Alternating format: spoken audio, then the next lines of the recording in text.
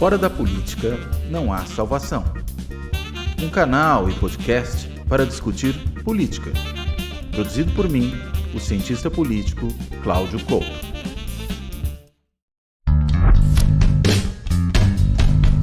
Olá, muito bom dia, sejam todos muito bem-vindos a mais uma edição do Política na Veia, uma parceria entre Carta Capital, a TV GGN de Luiz Nassif e o Fora da Política Não Há Salvação do cientista político Cláudio Couto. Eu, Leonardo Miazzo, editor do site de Carta Capital, estou aqui excepcionalmente no lugar do nosso Sérgio Lírio, que muito em breve estará de volta a este programa, especificamente daqui a 2 semanas, quando voltará o Política na Veia, após uma pausa para o Carnaval. Nós temos um programa cheio nesta terça-feira, 14 de fevereiro. O governo Lula se divide entre o enfrentamento aos juros nas alturas e uma tentativa de, enfim, emplacar uma agenda positiva depois de um janeiro, todo ele marcado pelas consequências dos atos golpistas em Brasília. Desde já você pode participar do nosso Política na Veia, mande a sua mensagem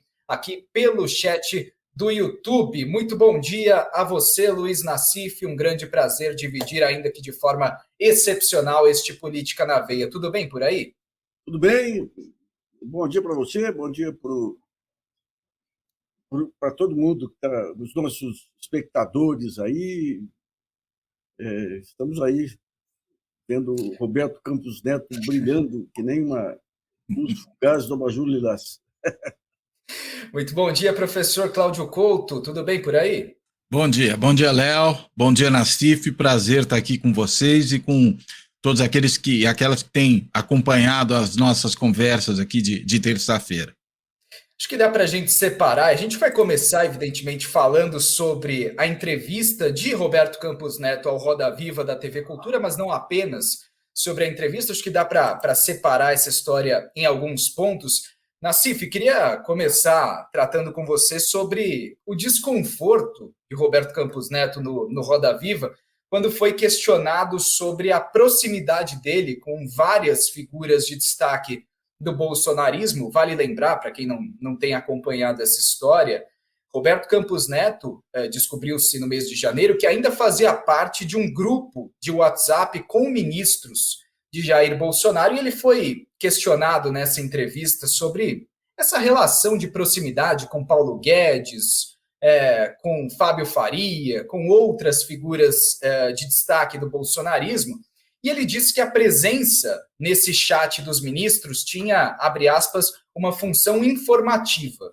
Saía algum dado nos Estados Unidos, ele compartilhava ali naquele grupo e disse que eventualmente falava sobre vacinação, sobre meio ambiente, sobre políticas públicas com os ministros de Bolsonaro. A relação de Campos Neto com o bolsonarismo não é nenhuma novidade, mas isso serviu também nas últimas semanas para fortalecer as críticas do presidente Lula e de figuras do governo atual contra a política monetária executada pelo Banco Central, né? Olha, o Roberto Campos Neto, acho que a única diferença dele do Sachida é a descrição. Eu acho que ele tem, a partir do momento que começam a ser revelados aí as participações dele, ele tem 2 participações essenciais no bolsonarismo. A primeira foi quando começa a pandemia e o Paulo Guedes traz um estudo do BNDES mostrando que a imunização de rebanho era melhor para a economia do que o combate pela vacina. Isso aí sumiu depois, logo depois eles perceberam o ridículo e sumiu. Mas ali mostrava o Banco Central perfeitamente alinhado, não apenas com a política monetária, mas com o que de pior o bolsonarismo tinha.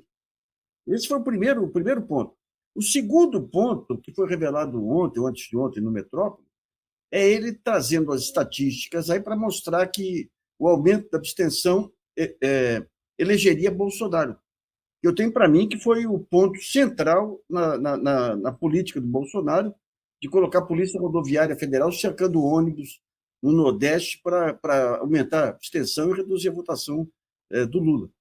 Fora isso, ele em piqueniques, ele não tem... Veja bem, você tem pessoas... Você podia falar do avô dele, um monte de coisa lá.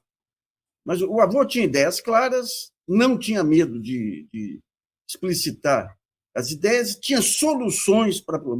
Isso enquanto ministro, não vamos falar dele colunista, porque daí... Mas enquanto ministro ele trazia soluções para problemas. O Roberto Campos Neto não é nada. Ele é um executivo médio de uma grande corporação. Ele é tímido, tudo bem, a timidez, você pode ser tímido e ser um bom gestor. Ele não tem ideias. Ele está à frente do banco, a única coisa que ele faz é aquela coisa de Pavlov. Aumenta a taxa de juros longa, ele aumenta a Selic. Deixa tudo nas mãos do mercado, não aprimorou nada. Nós temos um banco... Veja bem, todo o processo de formação de taxa de juros se baseia em expectativas. Expectativa de inflação, que o mercado solta aí, expectativa e a taxa de juros longa. E câmbio também. Taxa de juros longa, você tem um cartel aqui de grandes corporações que joga para onde quer a taxa de juros longa. O Banco Central tem recursos, claro que tem, a taxa de juros é em cima de títulos públicos. Ele nunca atuou para amenizar a curva das taxas de juros longa. Você pega câmbio aqui, você pega essas metas inflacionárias, é um escândalo. Os caras construíram uma ciência em torno das metas inflacionárias, é um barato. Você conversa com um especialista, não, porque tem que se pegar a taxa nominal mais ADS, se ficar abaixo da taxa internacional assim, então, o que eles sabem, a única coisa que eles sabem é prever o que o Banco Central vai fazer em cima de toda essa parafernália que criaram em torno da taxa das metas inflacionárias. E quando você vai ver a raiz das metas inflacionárias, eles usam a segunda coisa mais deletéria para combate à inflação. A primeira é tabelamento, a segunda é controle de câmbio. Então, toda essa volta que eles dão para controle de câmbio. Você pega a inflação e fala, não, o Campos Neto errou o ano passado quando reduziu a taxa de juros porque o câmbio estourou. Gente, o Banco Central com 350 bilhões de reservas não conseguiria controlar o câmbio. Nos anos 90, o Emílio Garófalo, o Banco Central sem reservas, o Emílio Garófalo controlava o câmbio, operando a mesa do câmbio. O próprio André, deu uma entrevista muito boa, aliás, para Crítica e Autocrítica, falando dos juros e do câmbio. Eles usaram absurdamente no Plano Real. Absurdamente no Plano Real. Ele está falando por aprendizado. Porque as críticas que a gente fazia hoje no Plano Real, ele faz hoje em relação... Então, você joga uma taxa de câmbio violentíssima para quê? Para atrair capital externo e segurar. Só que quando você joga a taxa de juros do jeito que jogava, o câmbio ia lá para baixo e a balança comercial ia para o vinagre. Você tinha crise cambial. Então, digamos, toda essa parafernália, o Roberto Campos Neto é um cidadão comum. É preciso um cidadão comum no Banco Central? É um cidadão comum, faz o que o chefe manda. Aliás, para ser indicado pelo Paulo Guedes jamais colocaria alguém lá que pudesse fazer sombra. Por isso que coloca Sachida aí, que inventou o PIB do setor privado, coloca Roberto Campos Neto. É um horror, rapaz. Olha, Roberto Campos Neto, a única coisa que ele tem é ser civilizado. Ele deve comer bem, usar bem os talheres. O Salatres perguntou aqui no nosso chat se Sérgio Lírio encontrou a fonte da juventude. É possível, Salatres, ainda estamos apurando essa informação. Agora, Cláudio, o Nassif citou os piqueniques de Campos Neto, viralizou em 2021, agosto de 2021, uma foto de Roberto Campos Neto num churrasco promovido por ministros de Bolsonaro, por exemplo, Ciro Nogueira, Fábio Faria, Tarcísio de Freitas, estavam confraternizando ali numa costela sendo assada naquele dia. E ele foi questionado, evidentemente, sobre isso na entrevista ao Roda Viva e disse que, sim, ele fez amizades ao longo dos seus anos no governo de Jair Bolsonaro, mas disse que esperava também fazer amizades nos próximos 2 anos de seu mandato, já sob o governo Lula. Agora, para além da política monetária, essa relação muito próxima entre Campos Neto e o bolsonarismo fortalece as críticas do governo Lula à condução da política monetária e levanta aquela velha questão. A independência do Banco Central e a independência de Campos Neto se referem a quem? A autonomia em relação a quem, diante de todos esses indícios? Olha, acho que a pergunta é muito pertinente, né? Porque quando a gente fala em autonomia do Banco Central, normalmente está se fazendo referência a uma autonomia com respeito ao governo, né? Ao governo do dia, eventualmente outros setores políticos, pode ser o próprio Congresso, mas a gente esquece que tem que ter uma autonomia em relação ao ente regulado, né? E o ente regulado, vamos colocar de maneira muito geral, é o mercado, né? O mercado, sobretudo, de moeda, porque, afinal de contas, é com isso que a autoridade monetária lida, né? Ela lida com a moeda. E quem é que maneja a moeda mais efetivamente? É o mercado financeiro, né? Claro que a moeda todos manejam, mas o mercado financeiro em particular trabalha diretamente, quase que única e exclusivamente com essas transações em cima da moeda aí como equivalente geral. Então, numa situação dessa natureza, né, a gente poderia se perguntar se essa mesma autonomia que se espera que diretores de Banco Central tenham com respeito aos políticos, eles vão ter com respeito aos agentes de mercado. E aí é que a gente pode ficar mais desconfiado. Veja, não estou nem falando aqui de uma captura, né, de uma situação em que, porventura, certos agentes de mercado vão lá e conseguem encapsular a ação dos diretores do Banco Central e do seu próprio presidente para que sigam as suas orientações. Não é nem isso. Mas a gente está falando de um indivíduo, no caso do Roberto Campos Neto, o Nassif já fez menções aí à questão da experiência profissional dele, que era um indivíduo de tesouraria de banco, né? Fez toda a trajetória dessa maneira. Quer dizer, qual é a cabeça desse cara? Né? O que ele pensa efetivamente em termos econômicos? Né? Quando ele acorda de manhã cedo, que tipo de mundo ele enxerga? O mundo de alguém que passou a vida inteira numa tesouraria de banco. Né? E aí, consequentemente, é de se esperar que haja um viés aí. No nosso caso, em particular, e quando eu quero dizer o nosso caso, estou me referindo ao caso brasileiro, em comparação com outras economias do mundo, a gente sabe que há um viés aí de juro altíssimo que vem de muito tempo. Né? Vem, enfim, no mínimo, se a gente quiser pegar o período mais recente, desde o Plano Real, no mínimo. Estou parando ali, quando, inclusive, a âncora que se criou, a âncora monetária, para poder lastrear em moeda estrangeira, na verdade, se lastreava numa taxa de juros estratosférica. Né? Só que parece que a gente, digamos, nunca perdeu essa tendência. E mesmo quando você olha para certos aspectos, né, do funcionamento da economia brasileira, tamanho da dívida em relação ao PIB, características da economia, nossas reservas, se a dívida está mais em moeda interna ou moeda externa. Veja, o Brasil tem até uma situação, sob vários aspectos, vantajosa sobre esse aspecto. O Brasil não é um país com uma dívida externa significativa. A dívida é toda em moeda nacional. Se a dívida é toda em moeda nacional e ainda assim a gente precisa, controlando essa variável, ter que jogar a taxa de juros lá em cima, sendo que a gente olha para outros países que tem uma taxa de inflação maior que a nossa, maior. Tem uma dívida externa equivalente à nossa, ou uma dívida, interna equivalente à nossa, né, com proporção do PIB, ou, quando muito, pouca coisa menor. E a gente tem uma taxa de juros desproporcionalmente mais elevada, tem alguma coisa errada aí. E essa coisa errada, me parece, é esse consenso que se criou entre os agentes do mercado financeiro, e esses agentes do mercado financeiro pensam dessa maneira, têm interesse, evidentemente, também nisso, não é só uma questão de crença, mas é também uma questão de preferência, e isso acaba se refletindo nas figuras que ocupam as cadeiras dentro do Comitê de Política Monetária, não só o presidente do Banco Central, mas os demais diretores que também têm, na sua maior parte, essa mesma origem.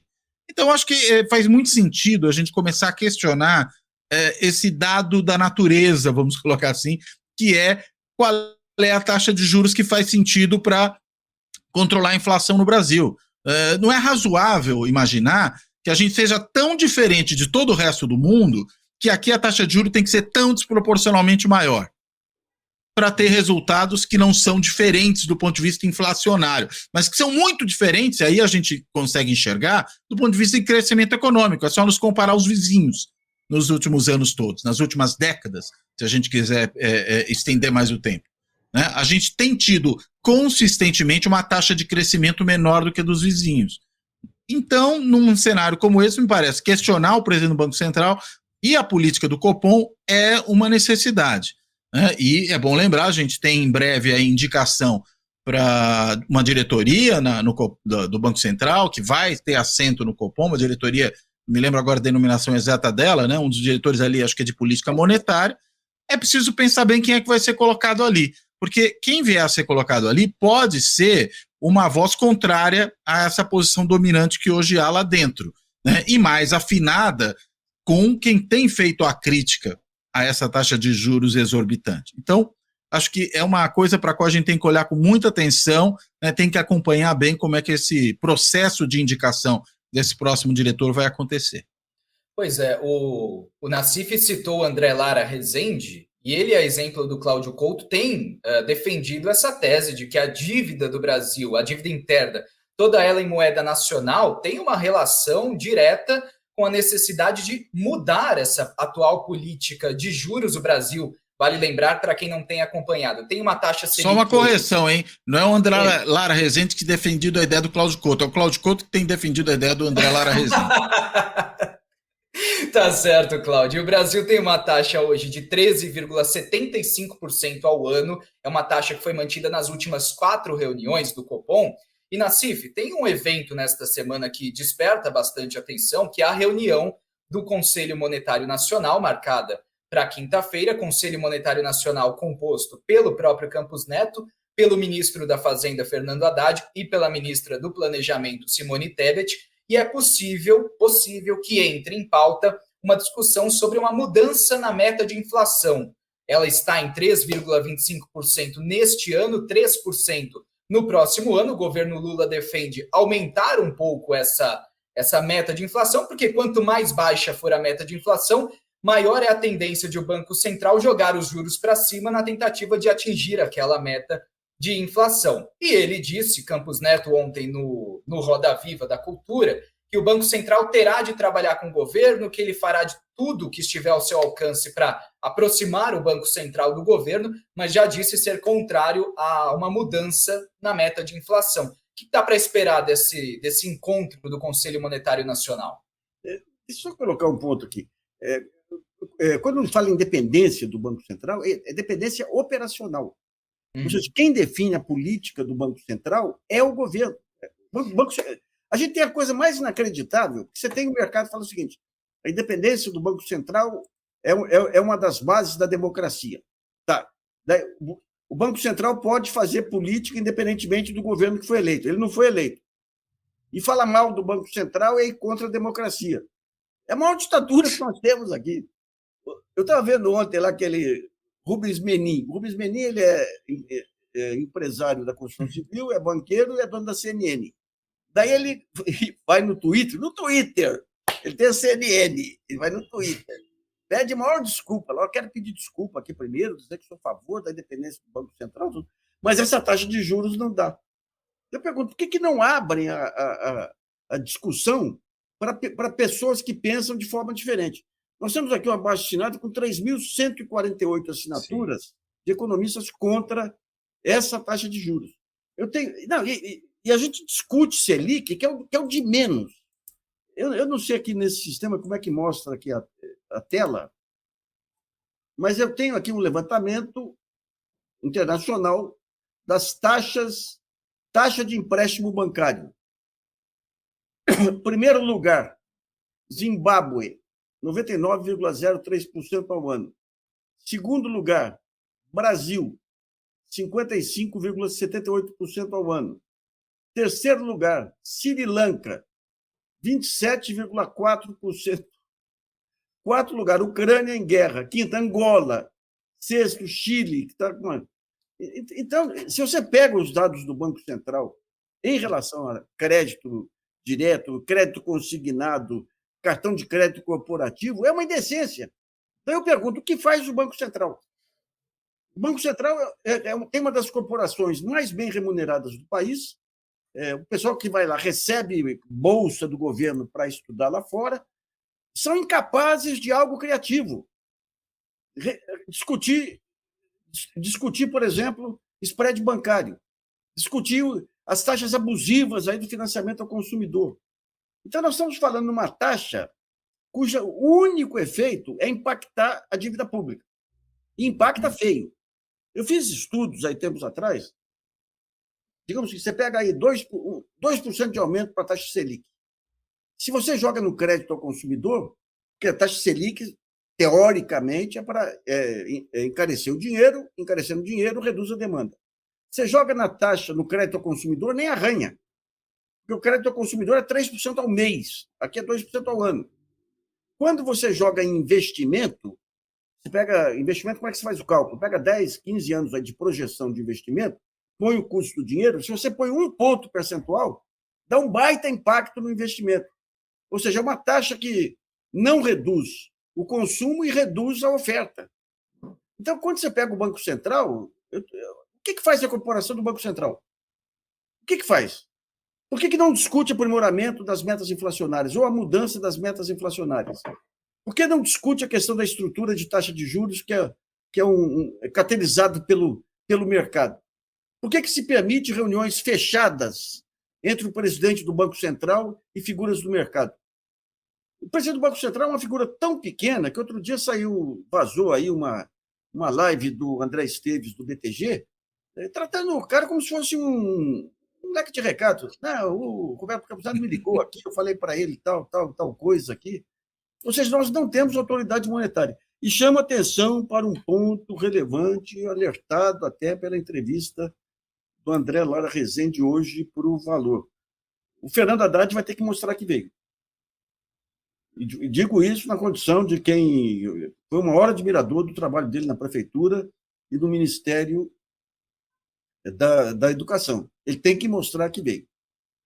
Até agora, o próprio André coloca lá, fala, o presidente saiu para disputar com o Banco Central porque a Fazenda não faz isso.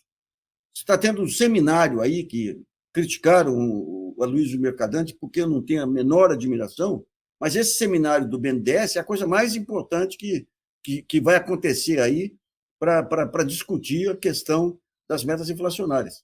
Então, de alguma maneira, e o que o Haddad tem feito, eu estou esperando para ver, às vezes pode ser uma só para outro bate, tudo aí, mas o Haddad está na linha de fogo. Ele vai ter que mostrar nas próximas semanas aí de que maneira se essa atuação dele é uma atuação tática, efetivamente, e vai ter posições mais firmes aí daqui para diante, ou senão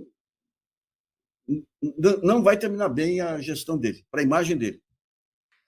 E, Cláudio, inclusive, enquanto Fernando Haddad tem essa postura, Simone Tebet também com uma postura de evitar o enfrentamento direto com o presidente do Banco Central, lembrando mais uma vez que os três compõem esse Conselho Monetário Nacional, temos, do outro lado, o presidente Lula fazendo críticas abertas a Campos Neto e à condução da política monetária, ele inclusive se refere a Campos Neto como esse cidadão aí, e temos o PT, inclusive ontem, aprovando uma resolução que recomenda que suas bancadas na Câmara e no Senado articulem a convocação de Campos Neto ao Congresso para explicar a atual condução da política monetária. Lembrando também, quinta-feira tem essa reunião do Conselho Monetário Nacional. O que você espera para esses próximos dias em relação a essa disputa entre o governo Lula e o PT, de um lado, e o presidente do Banco Central do outro? Olha, eu acho que essa oitiva, né, que haverá aí do presidente do Banco Central na Câmara dos Deputados é fundamental, né? É na Câmara, né? Não é no Senado. E por quê?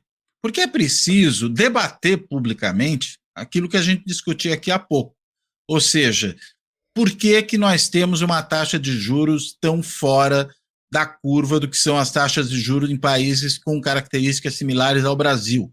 Né? Porque nós somos sempre aquele país que precisa pagar muito mais aos seus poupadores, para usar uma expressão que as pessoas aí do mercado financeiro preferem usar, o que outros chamariam de rentistas, né, ou especuladores. Por que a gente tem que pagar tanto mais, né, do que se paga em outros lugares? Eu acho que ele tem que ser fortemente questionado quanto a isso.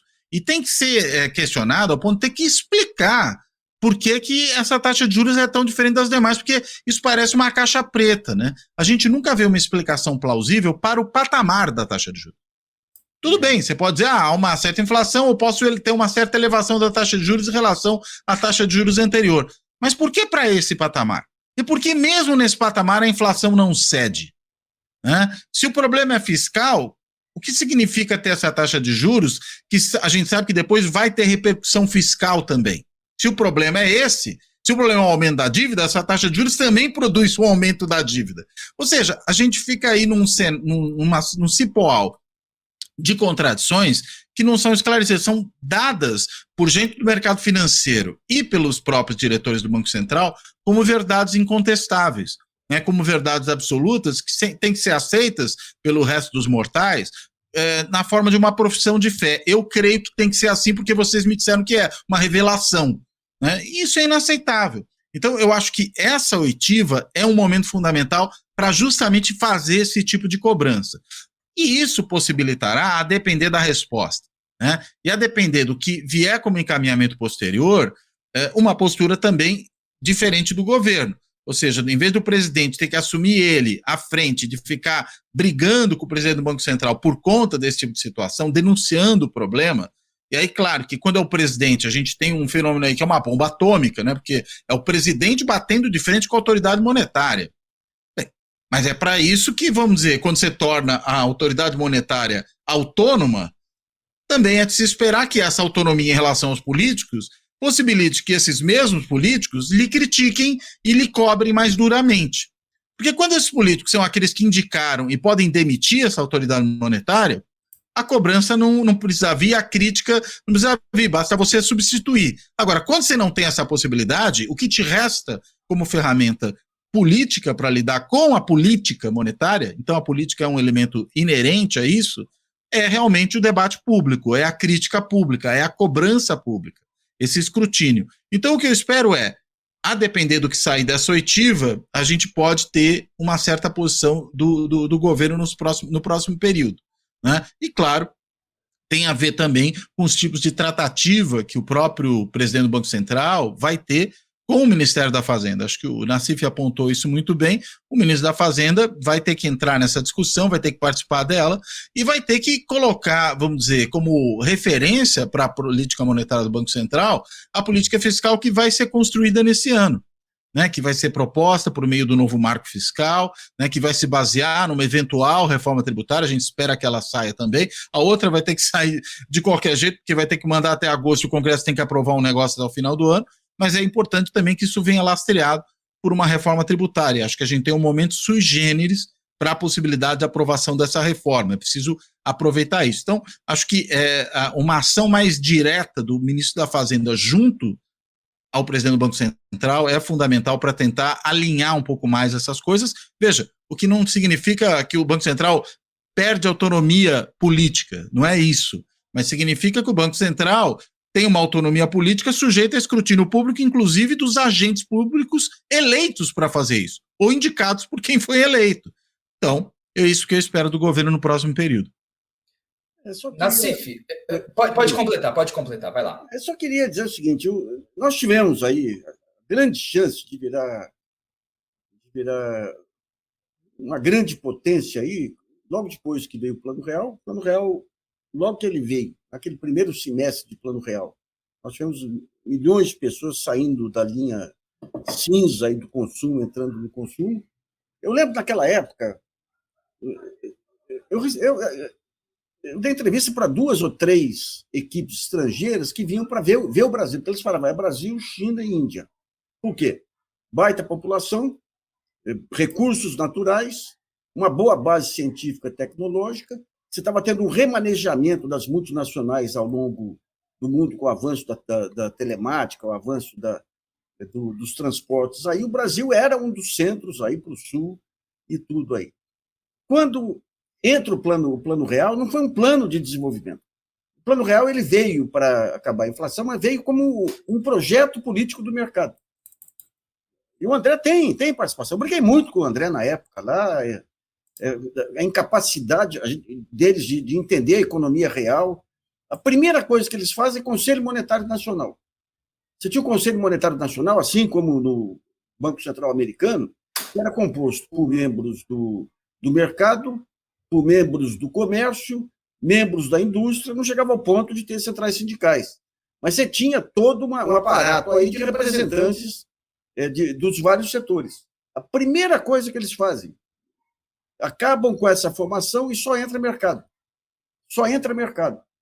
E a partir dali eles começam com a política de câmbio, e que o câmbio é utilizado ali como forma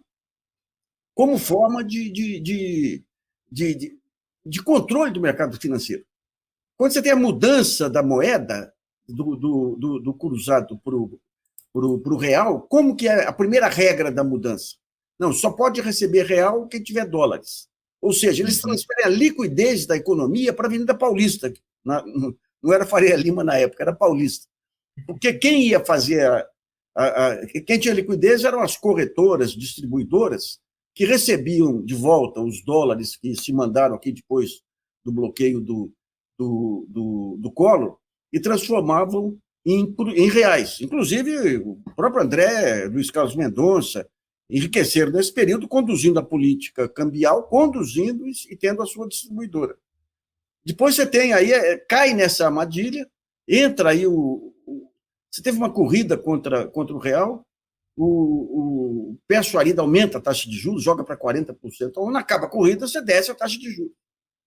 Daí o Pércio sai aí por problemas aí um escândalo que a imprensa inventou também, porque ele visitou o Bracha, de qual ele era amigo, na fazenda do Bracha lá, fizeram um escândalo, ele sai, entra o Gustavo Loyola. E o Gustavo mantém essa taxa de juros de 45% ao ano por muito tempo. E a alegação dela, aceita por todo mundo, era o seguinte: não, se reduzir muito rapidamente a taxa de juros, se tiver uma outra corrida, a gente tem que dar um salto, então a gente já deixa perto. Não existe isso em nenhum país racional. E de lá para cá, até chegar as metas inflacionárias são tipicamente uma garantia de predomínio do mercado financeiro. O que são as metas inflacionárias? Você faz uma projeção de inflação, em cima dessa projeção de inflação, sempre que você tem inflação, quem é que perde? O credor perde, porque o empréstimo dele se desvaloriza, e o investidor perde. Ele tem recurso numa moeda, a moeda perde valor. Então, as metas inflacionárias vieram para beneficiar esses dois setores, ou beneficiar o mercado. Então, se eu acho que tem uma inflação de 5% ao ano, a taxa de juros tem que ser maior do que isso. Inventaram essa loucura que é inflação neutra. O Pércio Arida teve um período que ele, já fora do governo, ele falava, não, a inflação neutra é de 8%. Inflação neutra ou taxa de juros neutra? Desculpe. Taxa de juros neutra para não... Taxa de juros neutra, né? Taxa de juros neutra, desculpe. Ele achava que a taxa de juros neutra era de 8% real ao ano, acima da inflação. Então, você vai criando toda uma ciência maluca em torno de algo que não tem pé na realidade, não tem correlação com a economia real. Uma vez eu caçoei da taxa de juros neutra dele, o Pércio ficou meio sentido, marcou o almoço. Falei, Pércio, me explica o que se passa na cabeça de quem remarca preço. Ele falou, não, o cara olha para frente, vê a projeção de inflação, se a taxa de juros está menos que 8% acima da inflação, ele remarca preço. Falei, Pércio, isso vai contra tudo o que eu aprendi em termos de... Eu não conheço um cara que remarca preço que usa isso. Se tem mercado, ele remarca preço. Se não tem mercado, ele reduz preço. Se tem competição, ele reduz preço. Então, inventaram toda uma falsa ciência, sem pé na realidade, tendo o câmbio. Gente, o câmbio, além de salário, é um dos preços fundamentais da economia. Para vir um capital produtivo aqui, finalmente o André está separando o capital produtivo do capital improdutivo, do capital financeiro. O capital produtivo exige previsibilidade de câmbio, porque vem aqui a empresa estrangeira, ele tem que ter uma previsão das vendas dele em reais e tem que ter uma previsão do câmbio para saber quanto que ele remete para a matriz. Então, digamos, esse modelo de câmbio flutuante aí que o Amínio Fraga trouxe aqui, visa exclusivamente manter o predomínio do capital financeiro sobre o capital produtivo multinacional, inclusive. Então, se for pegar assim, por que o Brasil falhou? A gente está numa fase aí, remonta até a questão da escravidão e tudo, mas a herança pior foi a questão da financiarização da economia, que nem o Lula 1, nem o Lula 2 tiveram coragem e força para enfrentar. A Dilma tentou, num certo momento, de uma forma meio atabalhoada. E agora o que está acontecendo? O Lula 3 aí se deu conta disso. Ele falou outro dia aí, quando eu entrei no governo, falaram que não podia mexer nisso, naquilo que explodia a inflação. Daí, quando veio a crise de 2008, eu fiz tudo que eu queria fazer e deu certo. Só quando vem a crise que, digamos, esses dogmas são desmontados, daí você é obrigado a correr para apagar incêndio E daí você começa a olhar para a economia real, resolver problemas da economia real. Então, é um horror, viu? É um horror. Então, não tem que estar discutindo metas inflacionárias. O próprio André coloca, o Brasil é superavitário, não tem problema fiscal. E o problema a dívida é em moeda nacional. O Tesouro, o governo emite, o Tesouro tem títulos, emite títulos. Você não tem problemas de... Em outros tempos, você tinha problemas nas contas externas, porque você crescia, você não tinha reservas internacionais, a importação acabava sufocando. Mas a dívida interna não, ou crise fiscal não é problema nesse momento. Mas mesmo assim é o álibi, né? Sim. Nós precisamos avançar aqui com a nossa pauta, mas só um pitaco, muita gente aqui nos comentários pedindo fora Campos Neto, a exemplo da Iracema Conceição, nossa espectadora.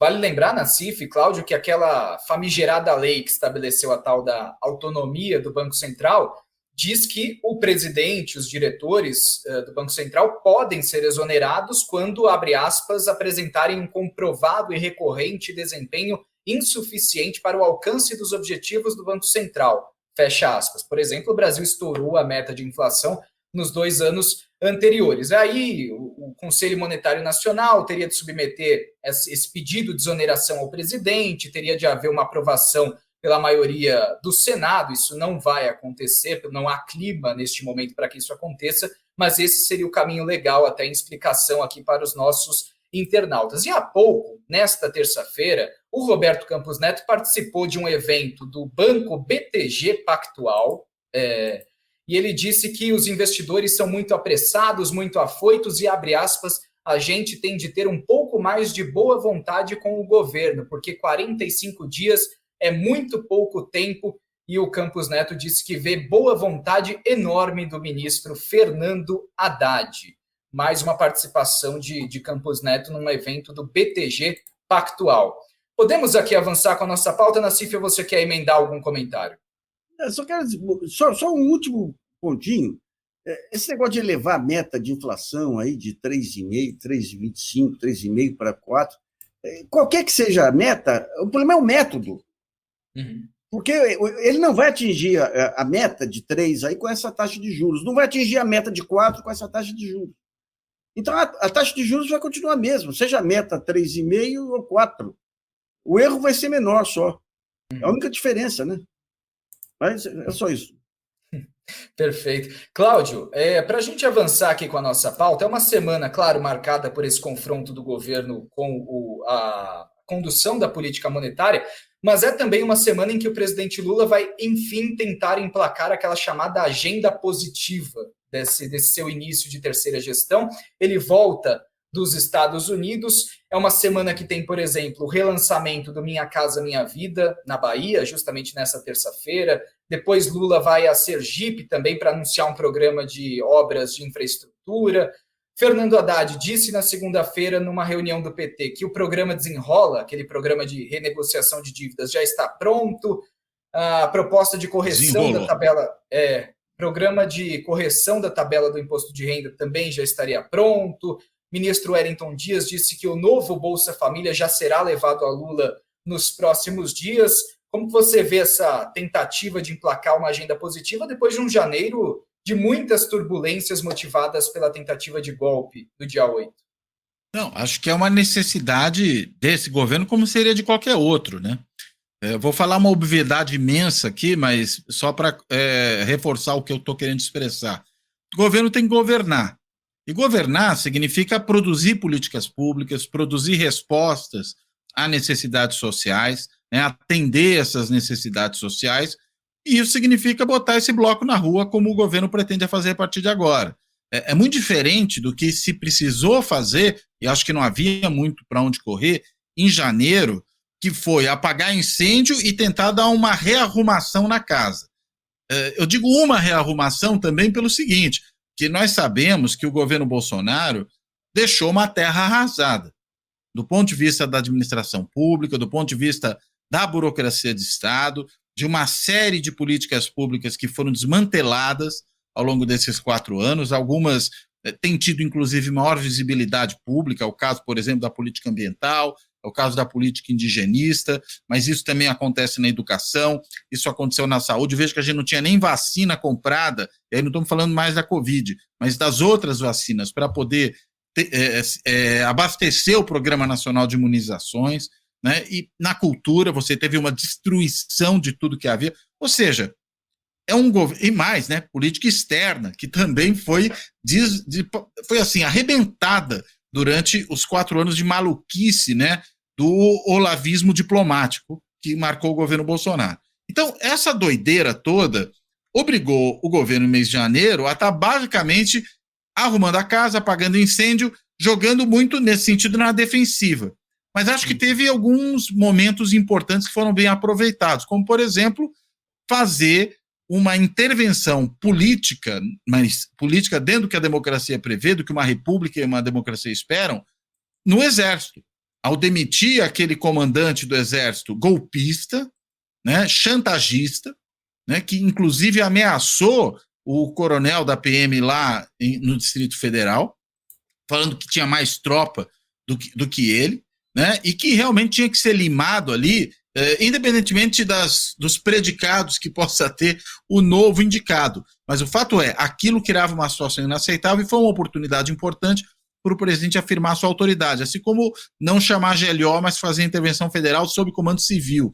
Ou seja, foi um momento importante porque isso, embora seja uma arrumação, já é uma construção, né, a qual vem se somar, por exemplo, uma proposta importante que aí nem é do Executivo, mas é de alguns parlamentares do PT na Câmara dos Deputados, que é a proposta de uma reformulação do regramento todo que diz respeito à questão dos militares no país, né, a participação dos militares no Estado, né, revisando o artigo 142 da Constituição, o malfadado artigo 142, que até golpistas de todos os matizes, até alguns com conhecimento jurídico, pelo menos alegado, como é o caso do Ives Gandara Martins, defende que permite intervenção. Isso tem que ser resolvido para não admitir qualquer tipo de ambiguidade e definir um espaço mais reduzido para a ação dos militares. Isso também é uma agenda, eu diria, positiva no campo político. Mas, é claro, nessas políticas mais finalísticas, né, saúde, educação, habitação, isso tudo realmente precisa ter uma ação do governo. E acho que, feita essa arrumação, cria-se oportunidade a partir de agora. Inclusive porque é daí que virá, não da taxa de juros de 13,5%, né, mas virá de uma política dessa, bem-estar da população, né? Aliás, quando o Roberto Campos falou que a taxa de juros de 13,5%, né, era para o bem-estar da população, eu fiquei pensando, né, bem-estar de quem? Bem-estar social, né, ele falou. De qual setor da sociedade? Né? O bem-estar dos setores da sociedade mais amplos virá, né, dessas políticas públicas mais efetivas voltadas a atender todas essas necessidades. Então, é o esperado de um governo, digamos, que talvez só esteja começando no sentido mais positivo a partir de agora, né?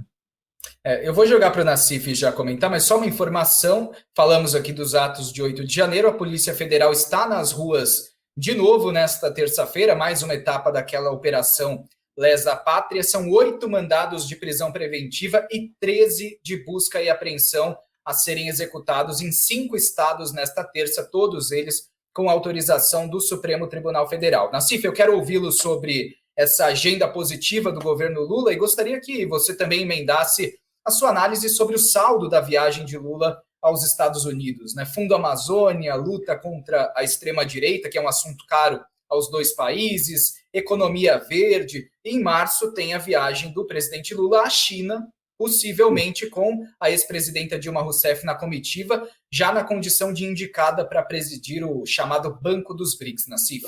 Deixa eu só dar um pitaco aí na questão da defesa. Foi definida a comissão que vai discutir o Plano Nacional de Defesa. Só tem militar. Só tem militar.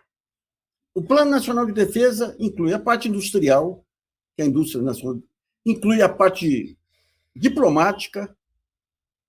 Se entrar a diplomacia no meio, o que a diplomacia vai fazer? Quais que são os riscos que o Brasil corre? A diplomacia tem condições de ver isso. Então, se você for fazer uma discussão racional do Plano Nacional de Defesa, vai acabar com esses quartéis imensos aí em regiões que não tem nenhuma necessidade. Nenhuma. Eu entrevistei uma vez um daqueles generais que foi demitido aí pelo Bolsonaro. Eu falei, qual a lógica de um quartel lá no Rio Grande do Sul? Ah, não, se tirar o quartel, a cidade vai reclamar. Ué, então isso não é defesa. Que defesa que é? Então coloca o pessoal para fazer outra coisa, né? Então, digamos, o Plano Nacional de Defesa... Mas vai reclamar por quê? Por causa da pintura do meio-fio? É inacreditável, né? É inacreditável.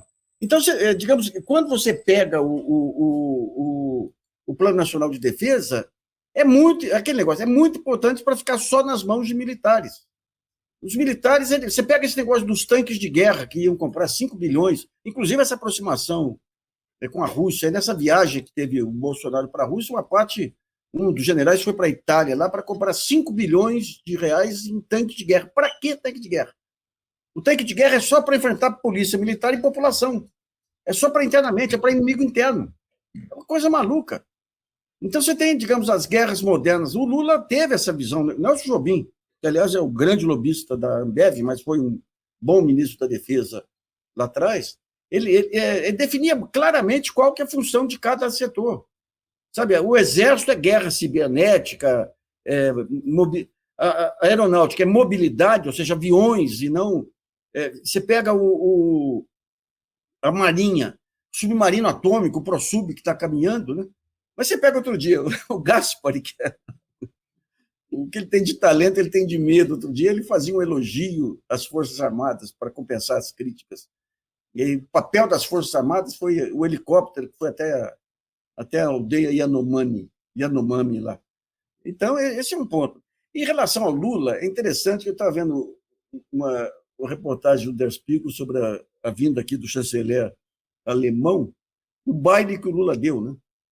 Que saiu otimamente, fez piada, não se comprometeu com nada, porque eles querem alinhamento do Brasil aí, com a Ucrânia e tudo, né? E nos Estados Unidos também não. Então, o Lula sai com a possibilidade, a hora que tiver as condições de paz, aí ele sai com a possibilidade de ser o intercâmbio entre China e Estados Unidos. E por que ele ganha essa possibilidade? A imagem dele, realmente, de pacificador é consolidada, mas porque ele tem o meio ambiente e tem o papel da grande liderança contra a ultradireita. Aliás, ultradireita que surge dessa ultrafinanciarização, né? Então, digamos, a ida para a China, também eu acho que não vai ter alinhamento nenhum, mas hoje eu estava terminando aqui uns cálculos, aqui é gozado, né? Essa aproximação com a União Europeia, que pode jogar o Sul com a União Europeia, criando mais um polo para evitar a bipolarização China e Estados Unidos, né? Isso, eu acho que teve ganhos aí. Você tem aqueles símbolos, a diplomacia se move com símbolos, né? O fato dele ter ficado lá na residência oficial, o fato de uma conversa de 5 ou 10 minutos ter ficado meia hora ou mais aí, né? Não adianta. Esse é o ponto em que o Lula é imbatível, né? Imbatível que a posição internacional dele. E, aliás, é uma dificuldade. Quando eu vejo aqui os jornais criticando o Lula, eles criticam, aquele metalúrgico lá metido à besta. Eles não conseguem entender a dimensão internacional do Lula, né? Então, a diplomacia e tudo, eu não entendi direito o chanceler dizendo que o Brasil saiu do muro aí com esse negócio da Rússia e da Ucrânia. Tem que criticar efetivamente a Rússia pela invasão, mas quando você pega as origens aí desse embate aí, não tem mocinho, né? Não tem mocinho. Muito menos o Blinken lá, o secretário de Estado americano, que 2 meses antes de assumir a Secretaria de Estado, investia em indústria de armamentos também, né? E mais, né? Como é que eventuais declarações do presidente ou do governo brasileiro sobre essas situações como é que essas declarações eventualmente afetam as relações do Brasil com os outros países, seus interesses internacionais. Então, muitas vezes você não dá certas declarações, não toma certos posicionamentos que poderiam até ser moralmente defensáveis em abstrato, claro, porque aquilo vai prejudicar os interesses do país. É isso, né? Ou seja, tem um realismo aí nas relações internacionais que precisa ser considerado nessas horas, né? E às vezes a crítica se dá só em cima de questões morais. Não entrar num embate com a Rússia não significa que você está apoiando a invasão da Ucrânia, significa que não é bom negócio para você entrar num embate com a Rússia, pura e simplesmente. Inclusive, vai lá, Nassif, vai lá. Outro dia, um comentarista aí, Guerra Fria, fala, não, agora que veio essa ameaça de golpe ao Brasil, o Brasil tem que se alinhar aos países democratas, tem que ir para o lado dos Estados Unidos. Gente, esse negócio da autodeterminação dos povos, que é um princípio do Itamaraty, nós não vamos entrar, a gente vai... E é gozado que esse pragmatismo, você pega os Estados Unidos com a Arábia Saudita, ou seja, é uma norma da diplomacia internacional, e aqui vem o julgamento moral. Como tem que destruir a Rússia? Um país atômico, que no limite ele entra numa guerra nuclear. Não, tem que destruir a Rússia. Mas é uma dificuldade muito grande aqui. Você tem... Acho que um dos custos do Brasil mais relevantes é a incapacidade da mídia de fazer discussões aprofundadas sobre temas dessa economia, diplomacia, política. Então fica tudo em torno de chavões. Não cair no moralismo, né? É isso. Inclusive, na entrevista aos dois Estados problemas, Unidos... né? Vai lá, Cláudio. Ao moralismo e ao tecnicismo. É isso. Inclusive, na passagem do Lula pelos Estados Unidos, ele deu uma entrevista à CNN, né, norte-americana, e ele foi questionado sobre por que não aceitou uma sugestão do chanceler alemão de enviar munições para os tanques da Ucrânia. E ele disse, se eu mandar as munições que ele me pediu, eu entrei na guerra. Eu não quero entrar na guerra, eu quero acabar com a guerra.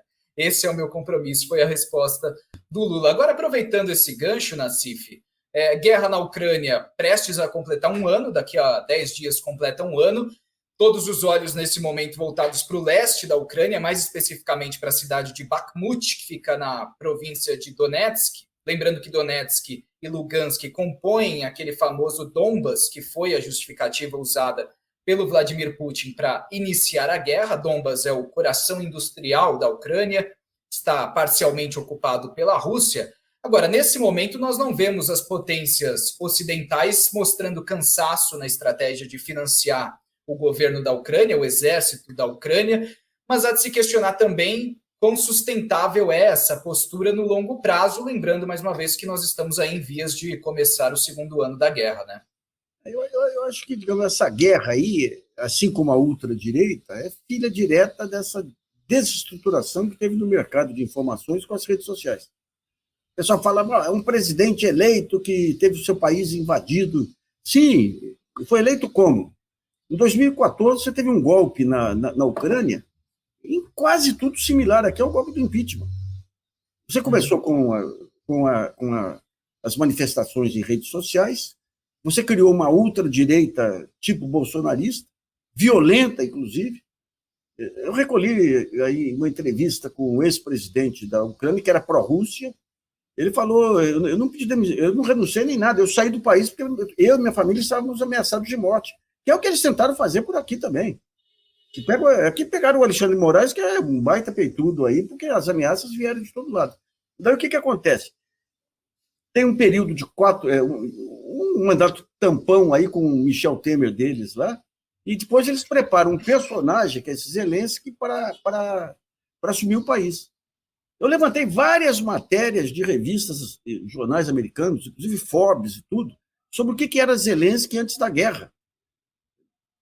Primeiro, submissão. Você vê a diplomacia da anticorrupção americana. Submissão total aos Estados Unidos e à OTAN. Até indicação de juízes tinha que passar por eles lá. Mesmo assim, ele foi acusado de corrupção. A Forbes tem uma matéria que arrasa com ele antes da guerra. Daí vem a guerra. O que entra em jogo? Entra em jogo China e Estados Unidos. E entra em jogo você pegar um terceiro elemento, que é a Ucrânia, pegar a carne do soldado ucraniano para enfraquecer a Rússia. Então é uma coisa fantástica, né? Você joga dinheiro lá, não tem mortos que nem teve no Vietnã e nada, aí vai enfraquecendo a Rússia às custas de um presidente totalmente irresponsável. Ele está matando a juventude ucraniana aí para não ceder. E do outro lado, lá o Putin. E todos eles, é interessante quando você olha. Por que o Putin faz isso? Porque estava enfraquecido na Rússia. Por que os mandatários europeus defendem isso sabendo dos impactos que ia ter sobre a economia? A Alemanha está quase abrindo bico lá com gás e tudo, né? Porque todos estavam enfraquecidos ante as suas bases pela desagregação do mercado de opinião e pelas redes sociais. Então, quando vem uma guerra, vem um impacto das primeiras mortes lá, as televisões mostrando, todos eles se agarram à guerra como uma maneira de se fortalecer internamente. Isso aí é a chamada marcha da insensatez. Sabendo que ia ter desdobramento econômico pesado, já que depende aí do gás da Rússia, sabendo que podia entrar para uma conflagração mundial, sabendo que podia entrar numa guerra nuclear. Então, digamos, todo esse clima de realidade paralela, de enfraquecimento, lembra muito o fracasso da Liga das Nações lá e a ascensão de potências e tudo, e todo aquele emaranhado que levou à Segunda Guerra. Viu? Uhum.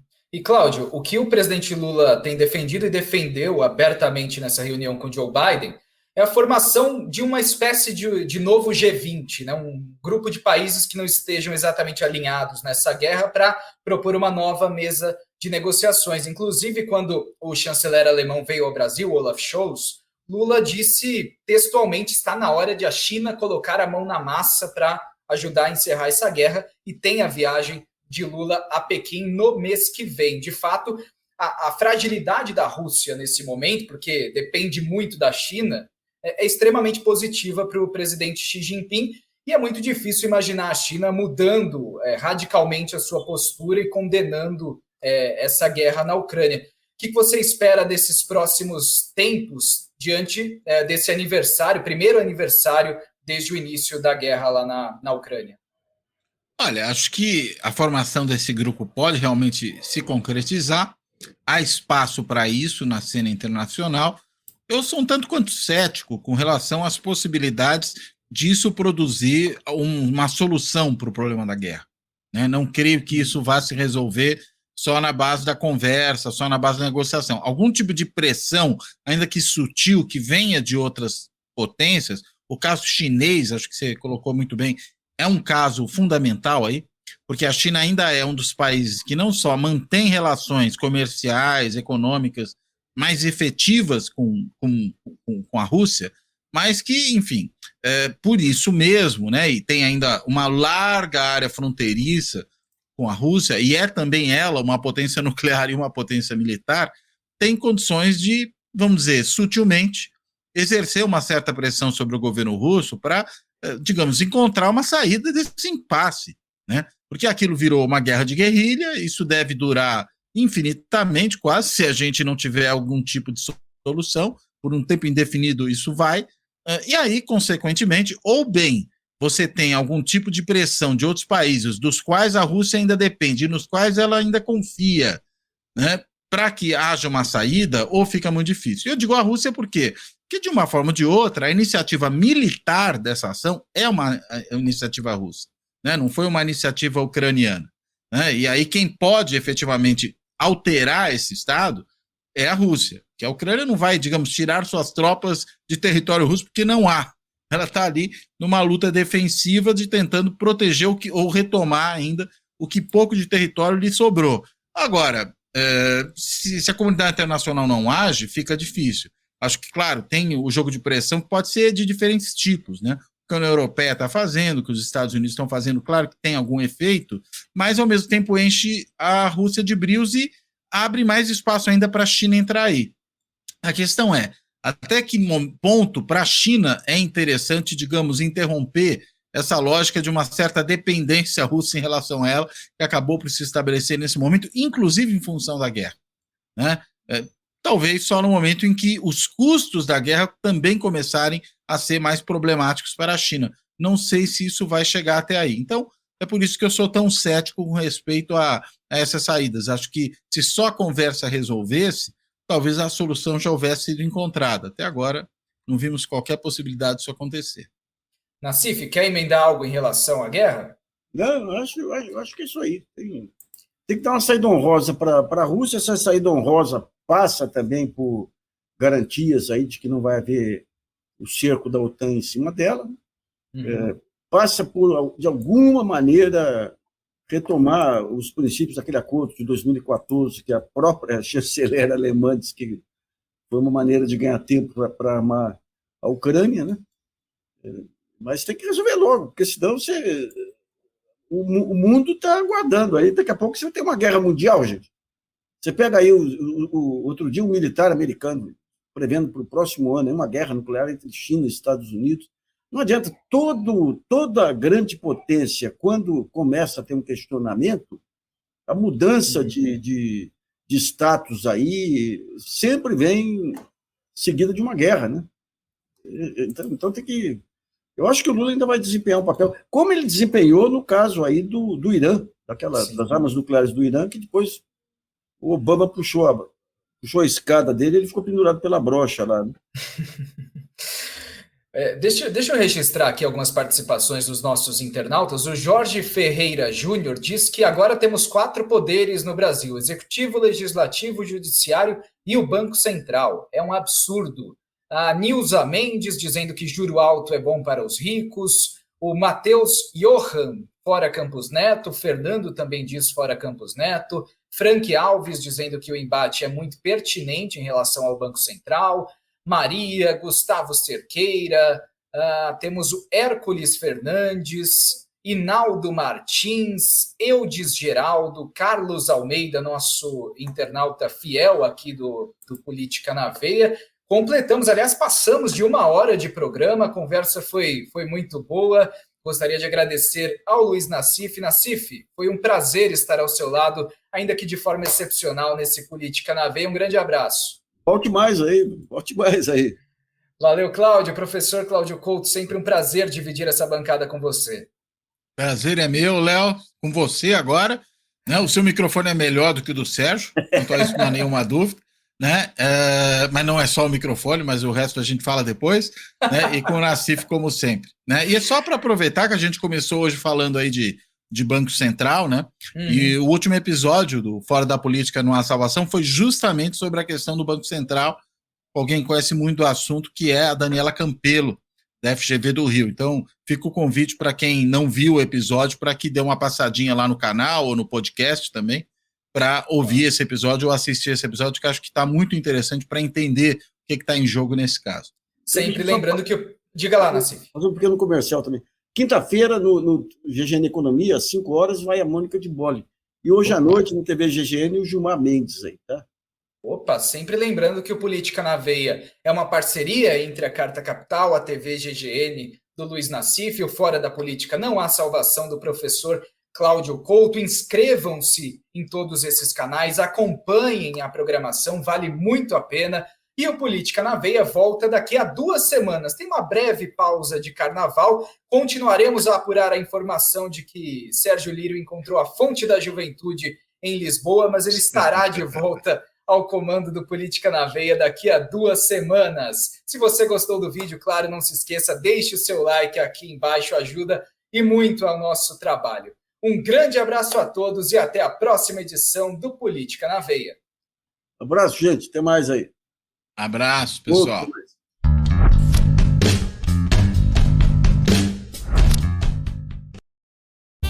Fora da política não há salvação. Um canal e podcast para discutir política. Produzido por mim, o cientista político Cláudio Couto.